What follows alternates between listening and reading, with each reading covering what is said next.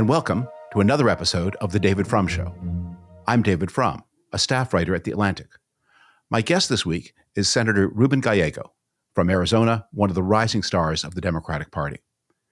I recorded my interview with Senator Gallego on the 5th of June, and at that time, I also recorded a monologue talking about the White House farce, tragedy, conflict between Elon Musk and Donald Trump. Elon Musk being the head of the richest man in the world, the biggest contributor to the Trump campaign, the de facto chief of staff and vice president to Donald Trump, and Donald Trump, the president of the United States.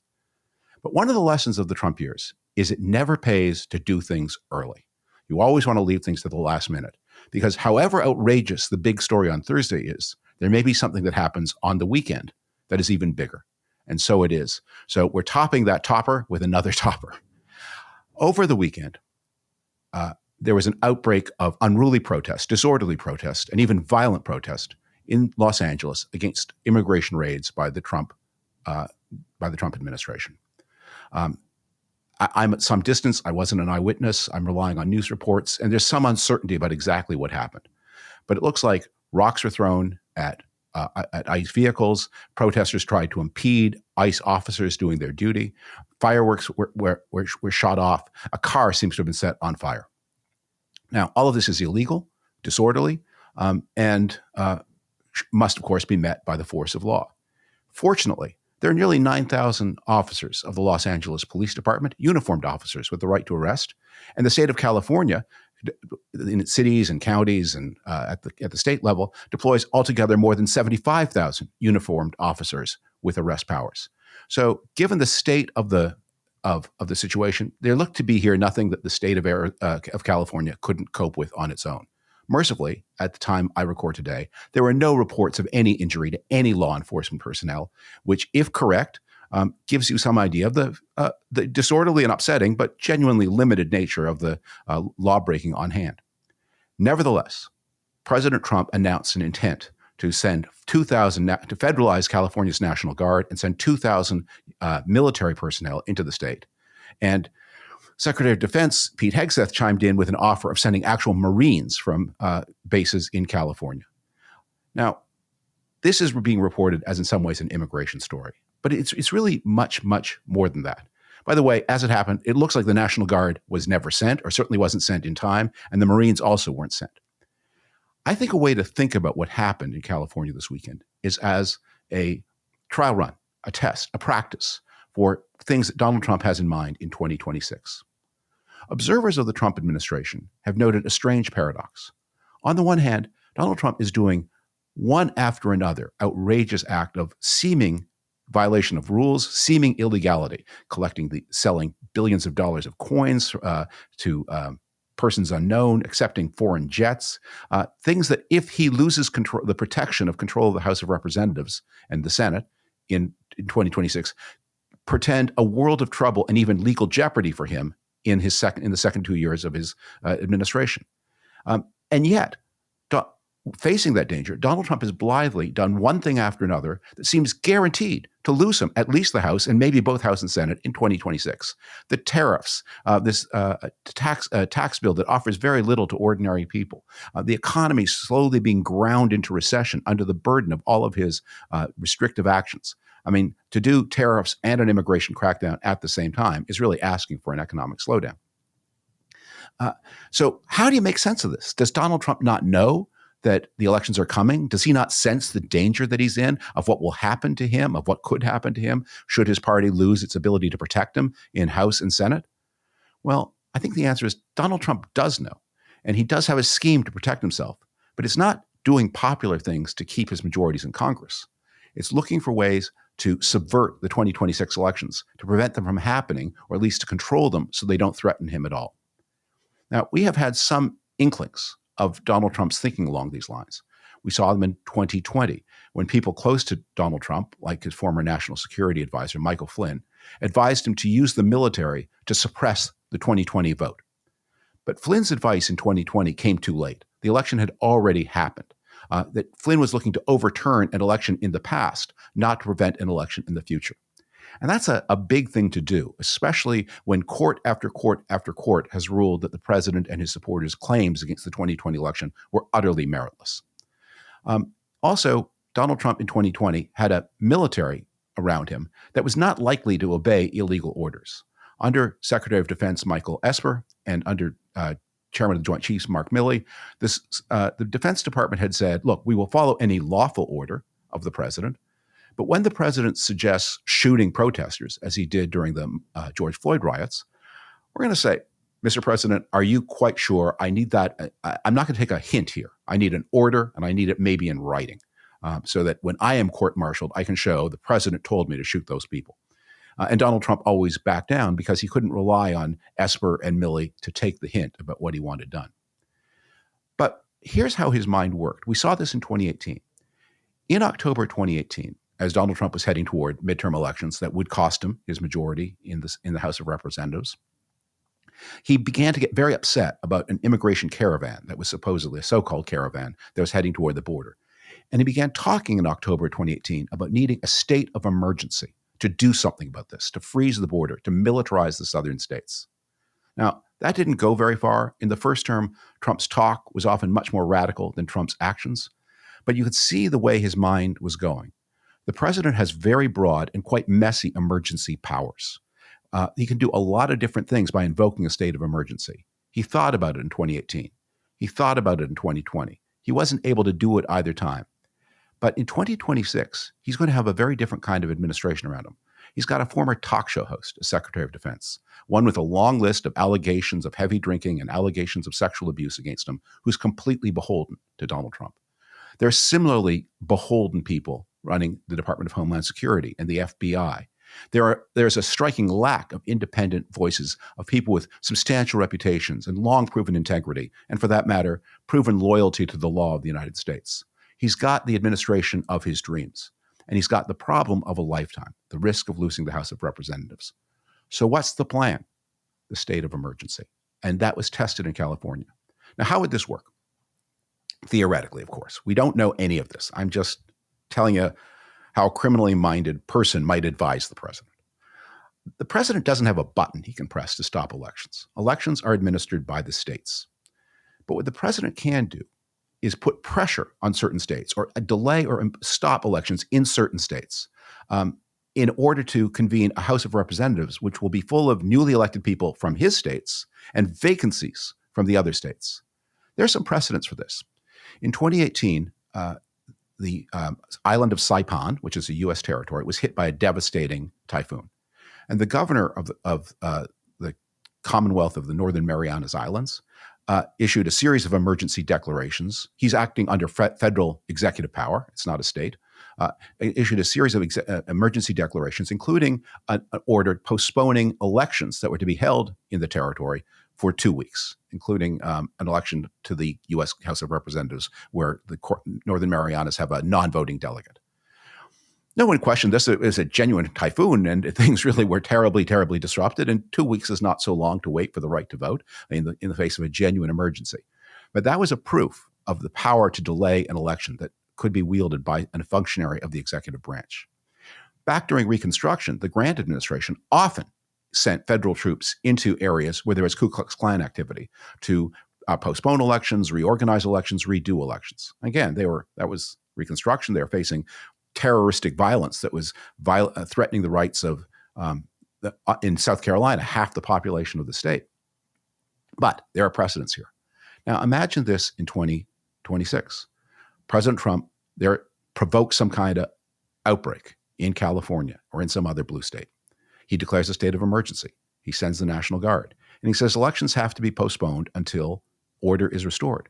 That may be weeks. It may be months. In the meantime, there are no representatives from California in the U.S. House of Representatives.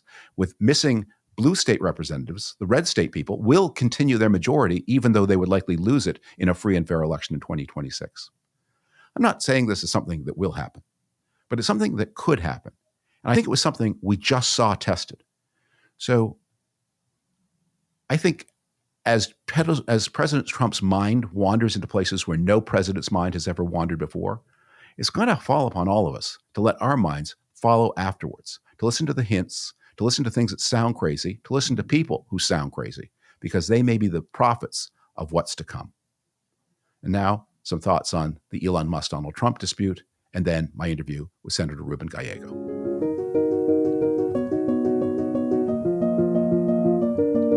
Everyone's talking about this. It's hard to think of anything additional to say beyond what's been said. But there's a point that I'd like to flag that I think has not gone discussed enough, which is it's kind of insulting and kind of dangerous that American citizens have to care about this kind of personal dispute at the highest levels of government. The question of whose side you're on in this kind of personality spat is not something you expect to see in a rule of law government. In an authoritarian regime, for sure, presidents and secret police chiefs fall out and one will assassinate the other or send the other to prison. There will be coups and counter coups. But in a democratic rule of law system of government, personality is supposed to count not for nothing, but for a lot less. These are all functionaries. These are all servants of the people, highly replaceable. And when they dispute, historically, we expect their disputes to reflect something other than their mere selfish ego needs. For example, at the beginning of the Biden administration, there was a big dispute between former Secretary of the Treasury Larry Summers, one of the most important outside advisors of the Biden administration, and many of the economic insiders in the Biden administration. Summers warned that the spending plans of the Biden administration were probably too big for the needs of the economy and were likely to generate inflation. As it happened, he was right, but that's not the point. Others in the Biden administration said, no, we made a mistake in the Obama administration not spending enough before we were out of the woods. And anyway, this is an opportunity to get done a lot of things that we in the Democratic Party think are important. So we want to proceed with these spending plans, even at the risk of inflation. And there was a big dispute about that. As I said, Summers was right, but that was hard to know in advance. The other people were certainly motivated by sincere concerns for their vision of the public good. And sometimes it got a little testy, and some personality issues did flare up, and people made ad hominem arguments, as they will. But what everyone understood was this is not an argument about Summers trying to dominate the insiders and the insiders trying to dominate Summers. They were talking about something important to the public well-being. How big should the Biden post-COVID recovery plans be? How much money should be spent? How much debt should be incurred? This was something that honest and intelligent people could have meaningful, impersonal disagreements about, even if, as I said, ego gets attached, tempers flare, and the unfortunate things are said. That's the way it's supposed to be. And you can find examples of this in many other administrations. Hawks during the Cold War days, there were always disputes between the hawks and the doves, between those who wanted to have a more forward policy toward the Soviet Union, those who wanted to be more try harder on détente, those who were more optimistic about China, those who were less optimistic, and always the question of where does the government spend its money, how, on what. All of these things cause tensions and disputes, and you'll find them in back issues of old periodicals about the events of the day. But the theory was, and the practice usually was, that the issues drove the personalities, not the personalities drove the issues. It was not a question of personalities in dispute looking for reasons, looking for weapons to use against each other in the form of issues. It was a dispute about real issues. Should the government spend more after COVID? Should it spend less? How real is the risk of inflation in 2021 versus how real is the risk of persistent long-term unemployment? That's the way it's supposed to be. What's going on between Trump and Elon Musk is like something out of, you'd read it in the pages of Tacitus and the Roman Empire, something out of some post-colonial state, something you'd see in the Soviet Union when the secret police would dispute with the army. This is about egos and imperatives, about two people who see themselves as independent of anybody else and as principals, not as servants of the public. It's a question of personalist government. I mean, think how weird and anomalous and really sinister the position of Elon Musk was. Elon Musk was the head of a government department. Now, formally, other people were named as the head of this DOGE, whatever, the Department of Government Efficiency. But Musk was given status as a special government employee. Everyone could see he was in charge. He hired other outside people and brought them in. All of this at the same time as he was one of the government's largest contractors, and at the same time as he was an independent businessman who had not divested any of his companies. Normally, if you're a business leader and you go into government, you have to sever yourself from your business interests to avoid conflict of interest rules, which are not just opinions in the government, but are actually backed by the force of law, or used to be. That if someone in government employee, uses his power or her power to do something that advantages his business interests or hers, or to disadvantage a competitor or hers, that's against the law. And there are a variety of statutes that can catch you up. Musk every day was ignoring all of those practices and rules and legislation, some of them backed by the force of criminal sanction. And the people who he brought into government, again, they often had outside interests or had past concerns that would have subjected them to conflict of interest rules. All of that ignored. They imposed big cuts in important areas of government, not just the tragedy of cutting the HIV program in Africa, PEPFAR, that saved tens of millions of lives since it was initiated by President George W. Bush, but Securities and Exchange Commission, Internal Revenue Service, agencies that directly bore on the active business interests of Donald Trump and Elon Musk. These were shut down by Elon Musk. And maybe all those IRS employees who were in charge of auditing high-income individuals, maybe those SEC people who were dealing with allegations of SEC issues involving Musk, maybe they were all irrelevant and unnecessary and redundant and overstaffed, or maybe they were just in the way and somebody used personal power to get rid of them, personal power that was converted into state power to get rid of them. Now, Musk is not activated just by self-interest. He does have these weird ideological tics that seem to be getting weirder. And those have been part of what has driven the United States government too. The United States is turning away refugees from everywhere, including people who serve the United States in Afghanistan, and it's rolling out a red carpet for white Afrikaner farmers. I don't know. Maybe they've got a claim. I'm nothing hostile to the white Afrikaner farmers, but it is strange that there's a locked door for everybody else and a red carpet for the people with whom Elon Musk identifies, as his family originally comes from South Africa. Again, this is a question of using state power for personal ends. Look, the statement that is supposed to define the United States government is that it's a government of laws, not men.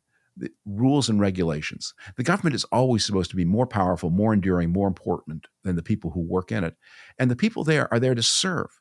But that idea really does seem to be jettisoned, not just abandoned, but actively jettisoned, repudiated in the Trump years. And this dispute exemplifies it.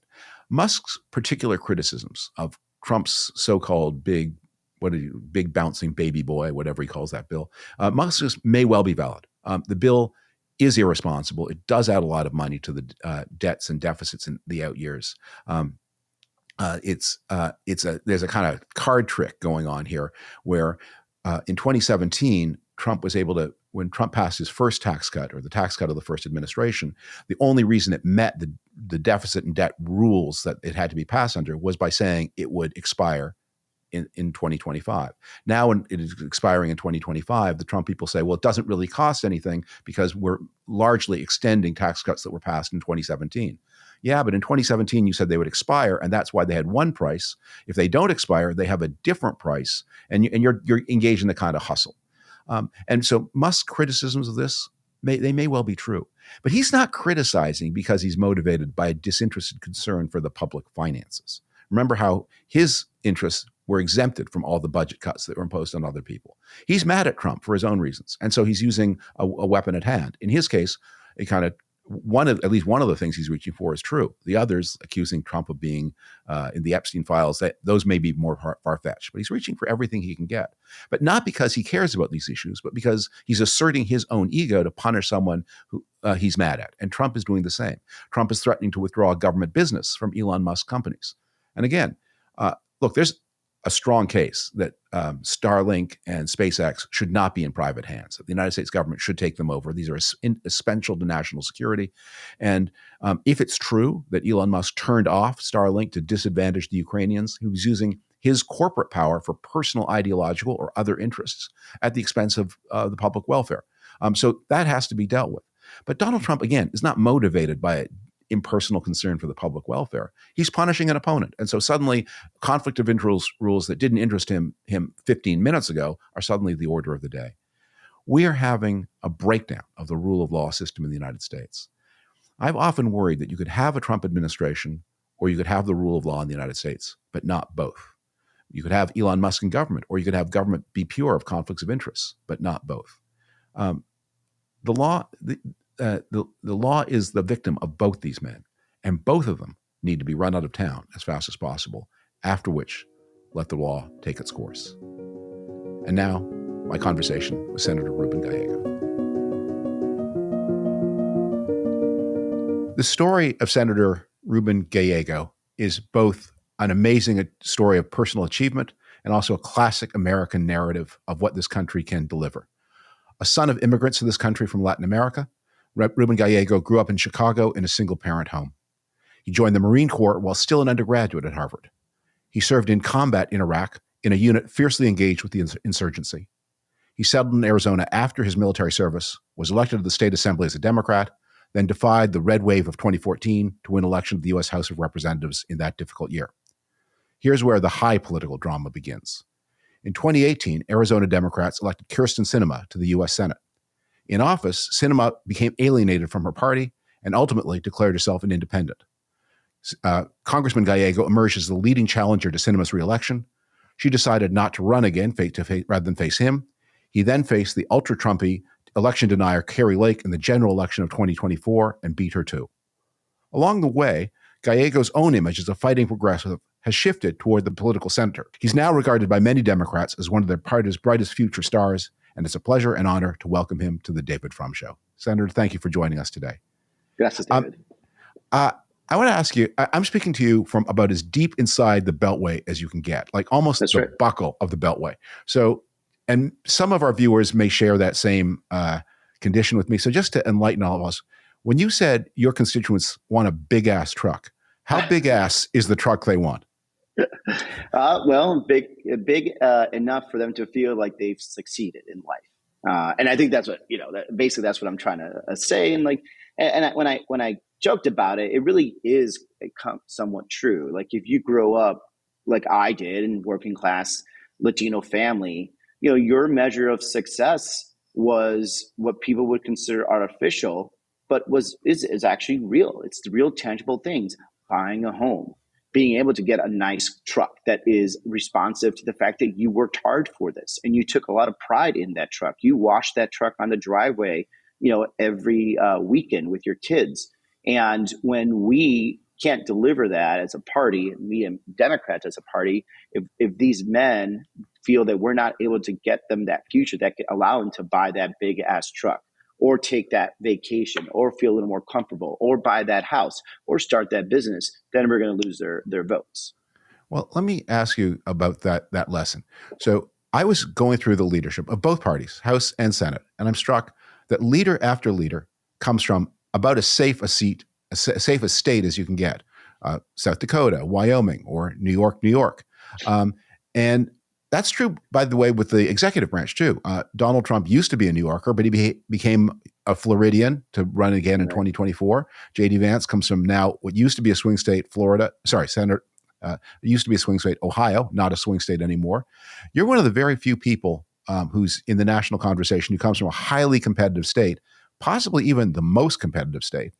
So as someone who's won elections in a competitive state, what lessons do you think you have for the people who are looking at politics from the safety of the sidelines? Well, I think one of the things that you could give a credit to really me and like Mark Kelly, for example, my senior senator, is that we don't have the luxury of being in anything safe. And, one of the benefits about Arizona, too, is that there is no real bubble in Arizona. I guess you could be in a political bubble if you want. But, Democrats and Republicans live next to each other. They're still friends. They still hang out. They still work together. This is why you saw so many Gallego Trump voters, right? Because these are the people that can make these nuanced separations of who they want, who they think best represents them. And it also means that you can't avoid what is going on or what people's fears are. One of the things that I think was very instructive, I think, for us, at least just generally for my campaign, is that, one of the things that helped us is that we were very realistic about what was happening out there, what people were feeling. And while everyone was trying to say that the economy was getting better, because I think I'm in a competitive state and generally I don't really live in an uppity area. I live in a working class area in South Phoenix. I really get to touch real grass all the time. And I heard it from people at the grocery store, at the gas stations, that they were just having a tough time making ends meet. And this isn't 2022. I'm hearing this in early 2024, right? I'm hearing this like the sense of desperation that they're just working so hard and they're just not getting anywhere. Or these young men and women that are looking at the world that they don't understand anymore. Because for Arizona, 4 years ago, if you had a two families making middle income salary, you could afford a house. Now the average house in Arizona is about $530,000, and good luck, finding that house. It's really probably far out in the middle of nowhere. But it's also at an average of 7.5% mortgage. And so we talked to the voter about what they wanted to hear and talk about and what they were worried about. When everyone was trying to deny that there was a problem at the border, every Democrat was trying to deny the problem at the border, we knew that was just not the case. And people were still talking about the border, and they were worried about it. And they were mad at the Democrats for allowing this chaos to happen. And instead of running away from it, we ran right to the fight and brought the arguments about why we were better than our opponent on these issues. And I think that ended up being one of the saving graces why we were able to outperform really all Senate Democrats in the country, considering especially that Arizona does have about 300,000 more registered Republicans than Democrats. We have no choice as candidates, me, Mark Kelly, other statewide candidates, to make sure that we are actually figuring out a way to win in a bipartisan manner by keeping our values also as Democrats, but also delivering to Arizona. We have no choice. We have to do it. One of the things I notice about Democrats from sort of the safer areas is they attach a lot of importance to words, and often more importance to words rather than to things.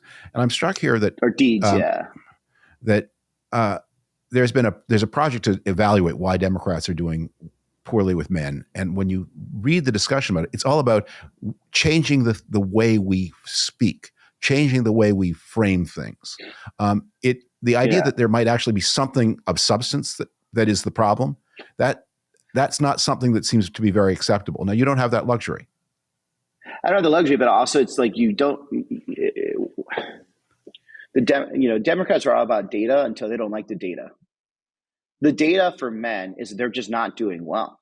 And this is not just Black men, Latino men. This is all men, right? We have the lowest amount of college attainment. Salaries are going down. Life expectancy is going down. There's just this general, discontent within the male population. If you just look at the data, you would say, hey, this population of the United States is not doing well. We should figure out what to do about it. Let's have conversations. Let's have town halls. Let's have real studies about this.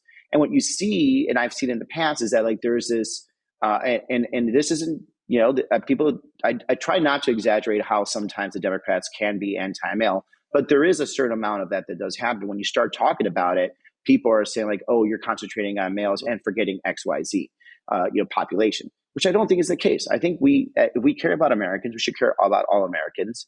And if men aren't doing well, us as a party who are supposed to care for the people that are, the least, that are not doing well, we should do something about it. And we could do at the same time making sure we're protecting, women's rights, making sure that women are also at the forefront of everything, that we're protecting the LGBTQ community, all these kind of things, right? But the fact is, like, we're for some reason Democrats have gotten sheepish about this. There's people that are involved in different types of think tanks, about the status of men and boys, and they're largely frozen out of the conversations around democratic policymaking, because what we want the male vote, but we want it cheaply. We want the male vote to come to us without us getting some other interest groups pissed off, and we also want the male vote to come with us, and we want it to be within our safe little tent of ideas and ideology. And we want them to be perfectly fine to fit with all of our other friends, which, guess what? That's just not how we're going to win. We're going to have to accept that some of these male voters are not going to be aligned with certain sectors of our tent if we want to win. If we don't want to win, then fine, accept that we're going to be a small tent and hopefully we win once in a while. But in reality, the Democrats want the male vote without actually having to work the male vote. And they think they could just like throw a bunch of dudes on podcasts and bro it up. And that's somehow going to solve the problem. It's not going to solve the problem. One thing that has been a trend in the Trump years, and you could say this is actually a good thing about America and maybe even one of Donald Trump's few positive legacies, is the American melting pot does continue to bubble along. And what we've seen you can see it. You can see it as early as the 2010s, but you can really see it happening in the 2020s. That we're seeing a big decrease in race and ethnic polarization in the United States. But we're paying for it by having this big increase in sex polarization. So men are men, women are women, wherever they come from, whatever the color of their skin, the women are voting more like each other, the men are voting more like each other. Yeah. So the melting pot is bubbling, but the wall of separation between the sexes seems to be getting higher and higher. Yeah, 100%. And look, some of it is COVID induced. Some of it is different. They're listening to different things.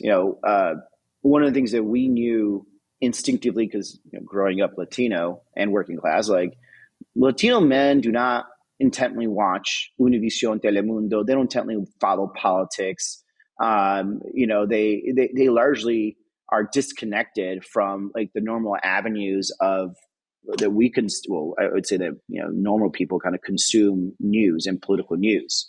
And one of the things that I emphasize on my campaign early on is non-traditional way to reach these men, because like you got to understand the way these guys are. I mean, like I would wake up when I was in construction. I would wake up at 6 a.m., go to the site, hopefully be done by 3 p.m., but probably not. So maybe you're back at home by 5 p.m. You're dirty as hell. I mean, you're smelly as hell. You're jumping in the shower, and then maybe you get you're in time. You've made it home in time for dinner, right? You're sitting down to dinner, and then you have probably a couple hours before you zonk out to start the next day. Do you want to spend that time watching the news? Do you want to spend that time talking politics? No, you want to spend time with your family or with your friends, because your day sucked and it's going to suck again tomorrow, right? And so you do this rinse and repeat. So where are they getting all their information from? Well, a couple of places is, number one, they're getting it from their other coworkers at work sites, which, by the way, people forget when it comes to Latino men, the people that are most likely to work with, besides other Latino men, are white working class men, right? And white working class men are very much politically involved and have a lot of political information that they're getting, and they're sharing it with their Latino coworkers, right? And number two, they're living off their phones through different social media, whether it's Instagram, Snapchats, or all this kind of stuff, right? Or Twitter. And so one of the things that we emphasize is trying to figure out how to get a message, a vibe about who I was to these Latino male voters early on, so that way they understood, like, Ruben Gallego is a Democrat. Yes, Ruben Gallego is like, it says he's for the working class, but then we also had a very strong like cultural attachment. Like, he understands me. He actually is worked at factories, worked in construction, understands the dignity of work, the responsibility of a man to his family to provide for his family, and how important that is to me as a man. And that kind of stuff we are afraid to approach to get these men to start considering us as Democrats. And then because we never talk about it, we never give them the dignity of being of allowing them to be family leaders and not making them feel bad about being family leaders. And then we're surprised when year after year, when we don't continue to have this conversation with us, they keep on moving away from us. And it's a dumb trade-off, because we continue to do that because we think for somehow we're going to piss off female voters. And I don't think that's the case. Female voters are worried about their sons, their daughters, and their husbands. They're worried about the fact that they're becoming less social. They're worried about the fact that they're not actually, being productive in life. And they want to have good husbands. Heck, they want to have good ex-husbands that are involved with their kids' lives, and they're making, good pay and paying, their child support, things of that nature. But, for some reason, the Democrats have continued this trade-off, and it's going to continue to going until we realize that, like, making sure people's economic needs will cross all racial barriers. And if you do it rightly, will also cross these gender gaps that we're seeing. Well, let me ask you, you're famous for having banned the use of the term Latinx from any communication you do. But let me ask you about a term you've been using, Latino. Like, you're originally from Chicago. If you practiced politics in Chicago 100 years ago, and someone said, there's this thing called an Eastern European O. Croats, Serbs, they're the same. Poles, Ukrainians are the same. Everybody loves the Ashkenazi Jews. It's just one big thing. I think in Chicago, like, if you weren't Irish or Scottish or Polish, you were Bohemian. That's the way they would describe any European that they couldn't describe it. Yeah. And then me growing up, you were Spanish or Mexican if you were lucky. Yeah. But let me ask you, Puerto Rican. Is this concept of Latino, helping anybody understand anything at all. And it's particularly the Democratic Party, that a lot of Democratic Party politics has been driven over the past quarter century by the idea, okay, there's this new minority. Right. They all come from the same continent and half a continent, because Mexico, of course, is in North America. Yeah. And most of them speak Spanish, some speak Portuguese, some speak indigenous languages, but we're going to group them into a thing, and we're just going to assume we own them, and they're going to naturally gravitate to voting for us, and they're going to be in opposition to the standard organization of American society, and they're going to want minority set-asides, and that's the way to talk to them. And the very invention of the concept of Latino has been a disabling. You are, what part of your family comes from Colombia, part of your family comes from Mexico. Those are very different historical experiences. Oh, hell yeah. And with Eastern Europeans, we would understand if your father was Serb and your mother was Croat, that didn't make you an Eastern Europeano. That made you a person with two different heritages that you had to balance. I think the mistake that happened is like the names don't matter so much. And I'll go back to why Latinx matters versus Latino. What happened within the progressive left as well as the Democratic Party is that you had all these Latinos that kept voting Democratic, right? No matter what. And the difference was two things. Number one, there was discrimination against Latinos. I mean, you see signs, going into the 1970s, no spics, no dogs allowed in the Southwest. There was housing discrimination, there was educational discrimination, and of course that drove the Democratic Party, those voters to the Democratic Party, because we were the only party really that was outright for equality. The level of income attainment was extremely low, so the Latino population on average was poorer than the Anglo population, and the Democrats were the party of the middle class, of working class, of who's going to protect your right, who's going to protect your wages, who's going to give you an opportunity to go to a good school and live the American dream. That was the Democratic Party. What happened is, as the Democratic Party kind of kept on evolving and the Latino population kept growing bigger and bigger, the Latino population changed. And I don't mean changed, and there was new populations that came in, except for the Cubans. That's another tangent and weird story there. But we got bigger, and we also got richer within our population.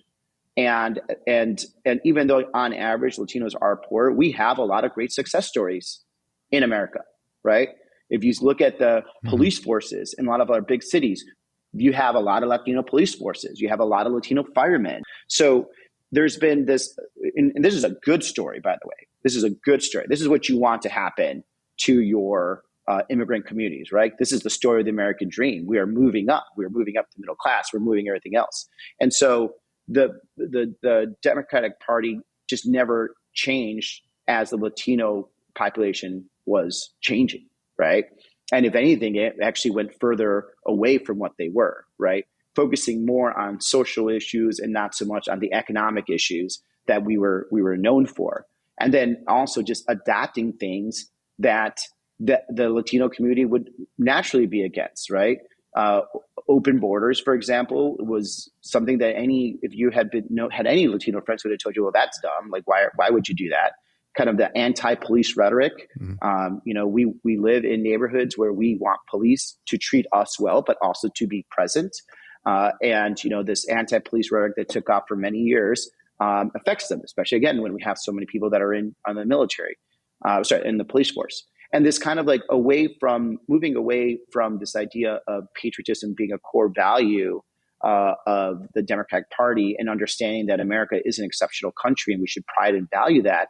It goes against the grain of what Latinos know, right? This is our kids serve in the military. We actually come here because we think it's an exceptional country. And when Democrats are cheapish about talking about the country in that way, it doesn't impact. Well, let me ask you about the military, because so you were in Iraq and you served with a unit that took a lot of casualties, and you saw some hard things. Some of the people in your cohort who returned from Iraq, like the serving vice president, have been radicalized and embittered, or so they say. That's why they've been radicalized and embittered. He wasn't radicalized and embittered. I knew him when he immediately came back from Iraq, and he wasn't radicalized and embittered then. But the farther the experience recedes, the more embittered he becomes about it.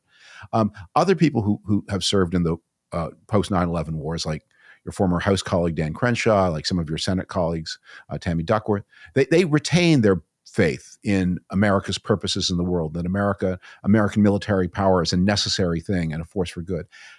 How do you process your military experience, and how does it affect the way you think about America's role in the world and America's military in the world? Yeah, I mean, for me, it's pretty interesting just because, I mean, the vice president and I were actually in Iraq at the same time. We were, he was savoring on a base called Al-Assad. I was a frontline infantry unit that was never on base. And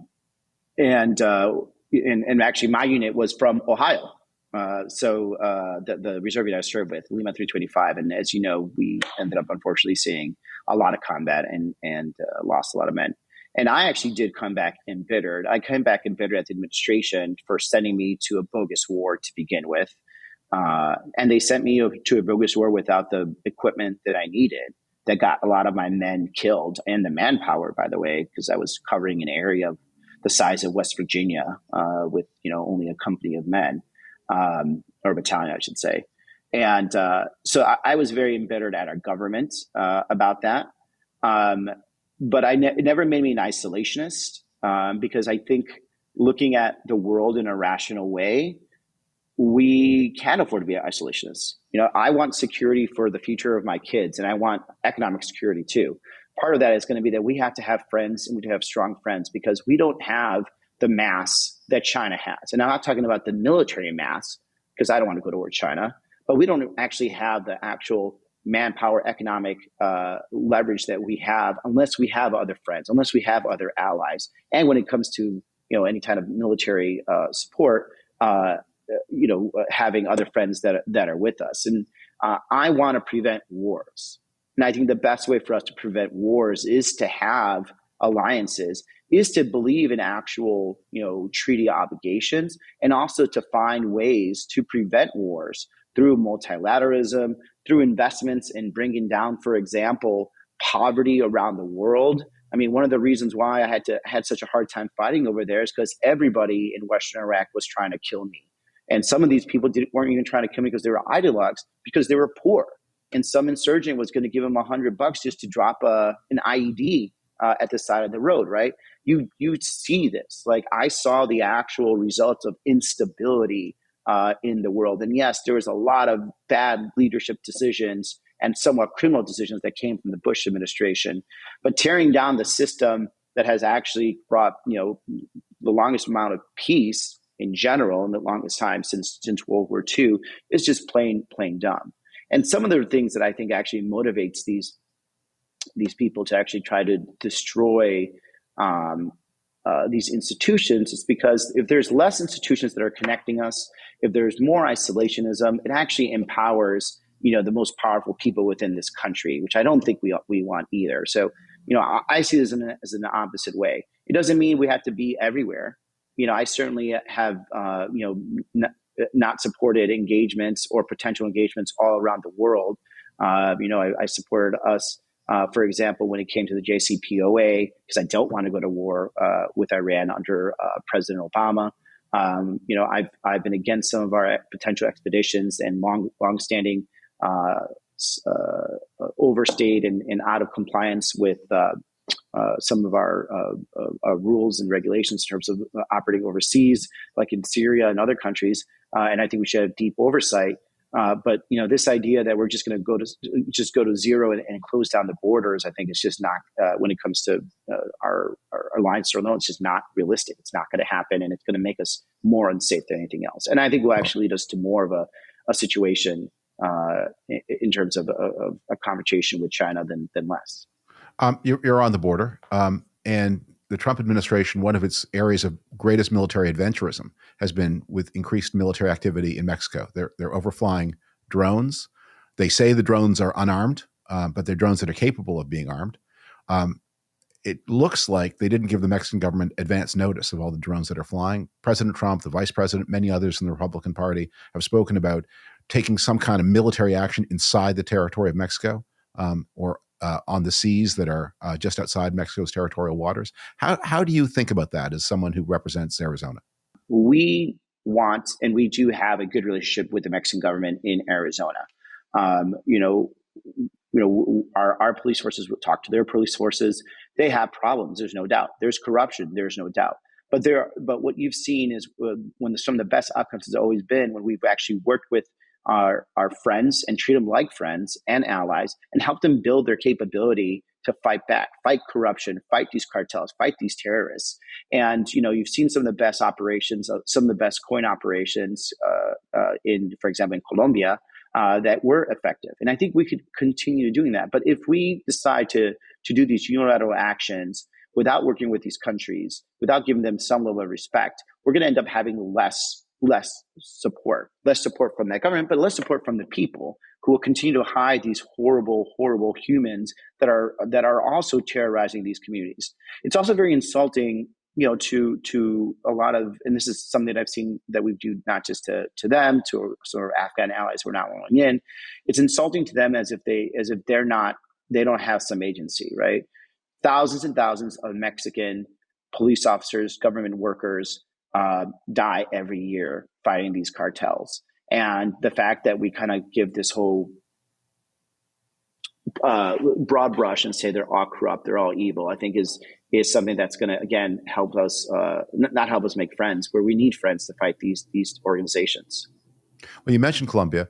Colombia, until a little while ago, looked like one of the big successes of American policy in the 21st century. Plan Colombia that restored order, the reorientation of the Colombian economy away from drugs to exporting agricultural goods that serve people rather than kill people. Colombia got hit with a wave of tariffs by the Trump administration. Colombia now, he's helped to legitimize the far left that has come back into Colombian politics. Since you raised that, is that a situation that you follow, and what lessons do you see for counterinsurgency from the Colombian I do experience? follow it a lot. When we instituted those tariffs, President Petro of Colombia, really used this opportunity to kind of create this jingoistic, situation where you're able to draw attention to the sins of what the United States is doing, and not necessarily the things that are occurring in Colombia, which economically aren't great. And when you're putting tariffs, you're creating two things. Number one, for your kind of marginal farmer, especially out in rural Colombia, doing export farming is profitable, but not that much, and it is also fairly marginal, right? It is a lot more profitable for you to farm and harvest cocoa, right, and other drug products. And so you're making an economic incentive for people to move away. You're also messing with our economy too, the United States economy, because talking to some of these big industries down there who import American flour, corn, soy, they're right now looking for new partners anywhere else besides the United States, because they don't want to deal with the drama of, am I under a tariff versus I'm not under a tariff. Their biggest import from the United States is actually soy, which is ridiculous considering they're essentially they share a border with Colombia and with Brazil, and now the Brazilian soy market is hunting around in Colombia, trying to basically say, like, we're your better partner. They're going to try to get flour from somewhere else. The Colombian farmers, because it's a very volcanic earth, really value American tractors and farm equipment because they're solid. They have a great reputation. They're easy to fix. The parts are easy to get. And now they're trying to farm to get new products from Korea, from China, from Europe, because they don't want to deal every year again with whether your tractor is going to end up having a 10%, 20% tariff or counter tariff. So this is the instability we're causing with it, what was essentially unnecessary instability, right? Because Colombia has always accepted Colombian Colombians that are being returned for deportation. All they were asking is like, hey, just don't bring them in a military plane, and we're fine. And I think that's some of the least thing one of the things we could do to keep relations, to keep the flow going, obviously, of people that should be deported. But we end up again shooting ourselves in the foot, because the way that this administration does security is they focus on being tough and not smart. They focus on showing like we're going to do these things, but at the end of the day, they're all they're doing is causing more chaos. They were talking about criminals, and now they're rounding up kids, rounding up parents, they're rounding up workers that we need, just so they could prove that they're wrong when the voter really did not ask for that. They didn't ask for this. They asked for criminals. They asked for a tighter border. They got a tighter border, but now you're deporting families just so you could say you're hitting these arbitrary numbers that Stephen Miller wants. A lot of you talk about the harm of tariffs very eloquently. A lot of people in your party have been having a difficult time articulating a tariff message because they actually kind of like tariffs. If President Trump has been the most protectionist president since 1945, President Biden was the second most. And so you hear a lot of Democrats saying things like, well, I'm against dumb tariffs. I'm for smart tariffs, implying they're for smart tariffs, implying that there is or could be such a thing as a smart tariff. Right? And the result is you have a very narrow difference where and to your point just now, I mean, when Democrats say, I want to do the same thing as Donald Trump, but I want to do it smarter, what a lot of people hear is not, well, you are smarter. Oh, you're the party of people who think they're so smart. But you don't actually have a principled criticism of what the president does. You're just showing off that you think you're better educated and more intelligent, but you want to do the same thing, only with fancier words, the way you always want to do it. So are there Democrats who are going to be able to say, you know what, tariffs are just dumb. Don't do them. We should trade in peace and freedom with the rest of the world? Are there? I mean, I'm not a miracle worker here, David. But look, what we've seen in terms of like just the turnarounds in our economy, right? If you would have said 8 years ago that the United States was going to be able to manufacture the majority of the chips it needs within 10 years, we would have been like, you're freaking nuts, right? Because all the chip manufacturing was being done overseas. And within that short time period, we're able to stand up and move, U.S. manufacturing of advanced chips to a point where we're going to be net exporters in the next couple of years.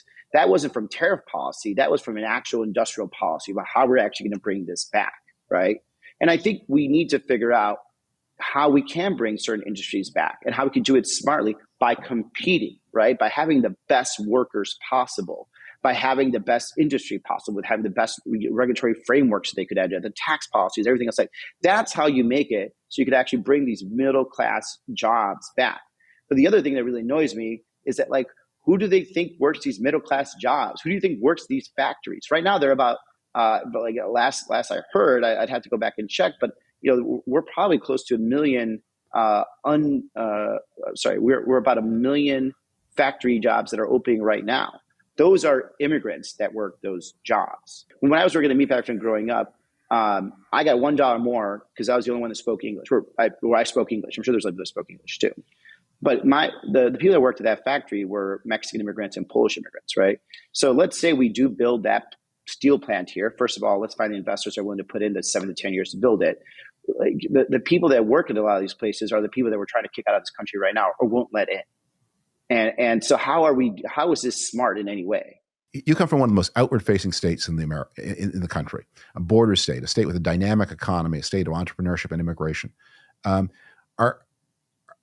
If anyone's going to carry a flag for open trade, free trade, it's going to be a senator from Arizona. John McCain was a great free trader. Can we look to the senators from Arizona to lead the fight against tariffs and for free trade? Yeah, no, like I think I can't speak for the other senator, but what we've seen is like Arizona is richer because of trade, and not just, by the way, Mexico, which by the way has definitely been a big driver. Besides the fact that everyone just focuses on the security side of it, we are actually a richer state, and the country would be much richer if we actually made our ports of entries faster, more aggressive, and predictable in some regards, because some people don't know when they're going to come in.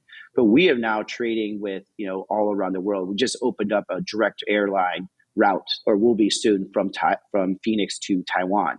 Our jobs, our high skilled jobs, our highest paying jobs are due to trade. And in some regard, if we actually want stability, especially in the Western Hemisphere, we should embrace free trade that emphasizes our brothers and sisters south of the border getting good paying jobs, getting those industry jobs that we don't want to do in the United States, so they could stop the migrations that are moving here to the United States. There is a way for this all to be a win-win for the United States. And I think the using our ability to, in terms of our superpower, which I think our biggest superpower is actually human capital, right? Where that we can bring anyone from all around the world and use their drive, their brain power, and put it into this massive other amount of brain power of experiences all around the world. We can outcompete anybody, but we actually have to believe in them. We have to make the investments in them. And I think that is going to be a better way to actually move the middle class, get them those jobs that they need, than these types of like ham-fisted tariff policies. Last question, because I know we have a hard out and you've been very generous with your time. You came from a tough background. You had an astonishing career. Your talent was picked out early. You went to Harvard. You volunteered. You saw some dark things in combat. You came back. You chose politics after that background at a strikingly early age. You didn't get rich first. You went into politics directly. And I did want to get rich first, to be honest. Why did you choose politics? I think it really chose me. I always wanted to do government service. I actually thought that I was going to end up in the State Department or the FBI or something of that nature. I got back from the war. I was fucked up, to be honest. My best friend died. It was 7 months of just hard combat. And then we got back and, we were reservists and they just let us go. Right. So 2 weeks after I get back from Iraq, I am given my orders. I'm throw my stuff in my sea bag and they're right, you're out, you're gone.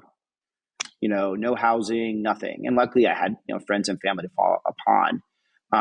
But then the stories started coming from my guys that, they were having problems getting jobs. They were having problems getting, VA treatments, getting into the VA, all these things that were just terrifying to me. And I was already pissed from the war because, again, they sent me to war without the proper armor on our vehicles, proper intelligence, not enough manpower, all this kind of stuff. And so, but I found myself talking more and more to these guys about these guys, my brothers, trying to help them get into the VA, trying to help them get into school, trying to, some of them were living on my couch for a little bit to keep them off the streets.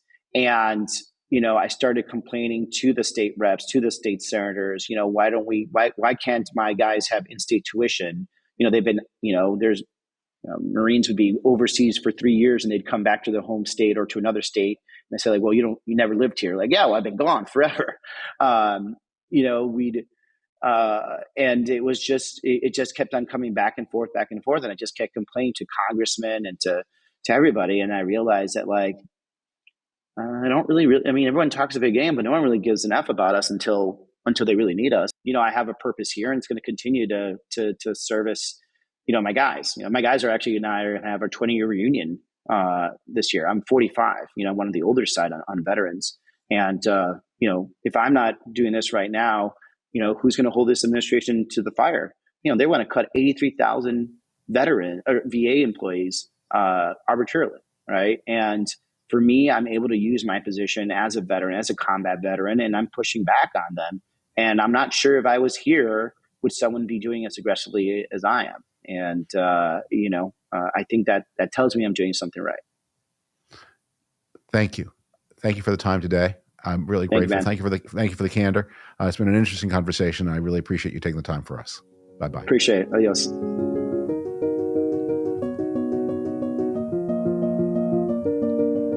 Thanks so much to Senator Gallego for joining me here on the David Frum Show.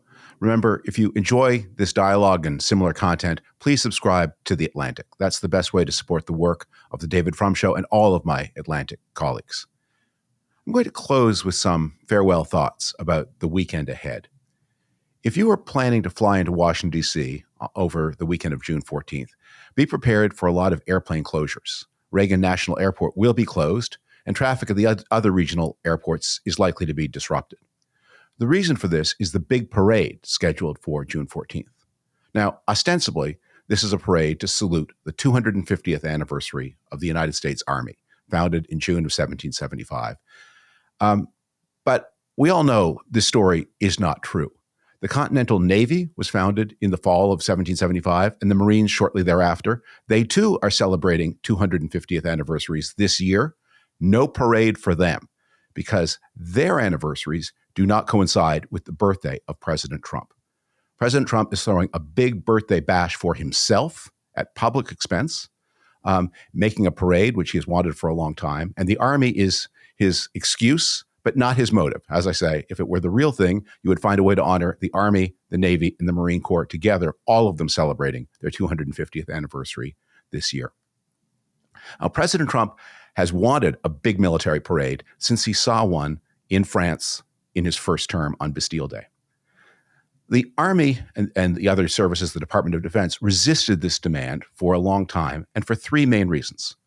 The first was the reason of expense. The Trump birthday party, the military component of it, will cost all in, both the cost of the parade and the cost of repaving the city streets afterwards, probably in the vicinity of $100 million. That's a very large amount of money, even by military standards. And in the first term, at least, the money would have been spent at a time of general prosperity and pretty lax controls of spending. In this second term, President Trump is engaged in massive budget cuts throughout the rest of the government. We've eliminated the PEPFAR program for Africa that delivers anti-HIV drugs to Africans of all ages, and especially children. People's lives are at risk to save the $7 billion that PEPFAR costs. It's indecent to be cutting PEPFAR and throwing the president a $100 million birthday party. So the military has resisted on grounds of expense. They've also resisted on grounds of uselessness. Look, parades used to serve a purpose. The skills on display in a parade, marching in step, the cavalry trotting in line, those are highly relevant military skills in the days when armies fought in formation, when infantry formed into line, when cavalry moved at a trot. Well, but in today's world, the skills that you need to do at a parade have nothing to do with how armies fight. And the weeks and weeks of preparation that the units have to do in order to be ready for the parade is just a waste of time. And these are all, by the way, highly paid, highly skilled professionals. Their time is valuable. We want our warfighters, as Secretary of Defense Hegseth calls them, to be preparing to fight actual 21st century war, not demonstrating their skill and readiness to fight the wars of the 18th and early 19th century. But there's a even more fundamental reason that the Army resisted for such a long time, and that was they sensed that there was something political about these parades. Trump was not doing this really to salute the military. He was summoning the military to salute him. And the military, rightly, they would never refuse an order, but they would point out, this is expensive, this is a distraction, and if you order us to do it, we will leak the details of how expensive and how useless it is to the newspapers so that everyone will see what you are doing. That was the first term. But in this second term, the military is headed by people who, unlike the military leadership in the first term, under Secretary of Defense Pete Hegseth, pose no resistance to the orders and demands and wishes and imperatives and whims of President Trump. The Hegseth DOD is Trump's PR, an arm of Trump's PR politics, and so it's all parade all the time. There is no one now to advocate for the interests of the national defense against the whims of the president. I think this you've all heard before, but there's something else I want to point out here. The idea that a president would cause massive inconvenience to the traveling public, disrupt the traffic of the District of Columbia, all to honor himself, is a real slap in the face and a real denial of the fundamental relationship that the constitutional system envisions between the president and the people. The president is a public servant. He is the highest ranking government employee. He's not the master. He's not the king. He's not the emperor. Traditionally, presidents received no honor of any kind in their own lifetimes. If they had distinguished themselves in office after they had passed, then they would be honored in all kinds of ways. The Lincoln Memorial, the Jefferson Monument. I think it's the other way around. I think it's the Lincoln Monument and the Jefferson Memorial. You'd issue postage stamps for them. Streets would be named for them. Counties were there, Jackson counties all over the United States. Presidents were honored after the end of their lifetime. But in their time, they were just another government employee like the Undersecretary of Agriculture. And there certainly was no public commemoration of their birthdays. Donald Trump does not see himself as a public servant. He sees himself as a public master. That's why he's always demanding thanks for his allocation of of government resources. When President Trump sends emergency assistance to a county that in need, it's not his money. No one owes him any thank you. He's doing his job, sending the public's money to the place where public law provides for it to go. And yet he thinks because he is the president, he therefore is owed deference, he is owed obedience, he is owed thanks, and he's owed a parade. And this habit of thinking is spreading through his government. Other cabinet secretaries have also given themselves birthday parties at public expense and have issued statements on Twitter saluting the cabinet secretary for the birthday. It's a habit that grows from the top down, and it's a violation of the way that Americans have used to conduct themselves. Look, in Britain, there's a long and lively tradition of military parades on the monarch's birthday. They troop the colors. In fact, this year, the trooping of the colors for King Charles's birthday will be June 14th. But Charles's birthday will be June 14th, just like President Trump's parade. But Charles's parade is not on his actual birthday. His actual birthday is in November. But he's going to have his parade on June 14th because that's the best day for the public to watch it and enjoy it. And it's also the easiest day for the troops to parade. If you know London, you'd much rather parade in the June sunshine than in the November gloom and rain. So Charles, the King of England, is thinking of others when he arranges the continuation of the long-established tradition of the trooping of the colors on the monarch's birthday. President Trump, ostensibly a servant of the people, ostensibly a lowercase r Republican official, ostensibly just the highest ranking person in the government bureaucracy, he's doing more than King Charles to honor himself at other people's expense and other people's inconvenience. It's not the biggest scandal of the Trump administration by any means, but in some ways, it's the most revealing. Thanks so much for joining me today. I'm David Frum. I hope you'll return next week for another episode of The David Frum Show.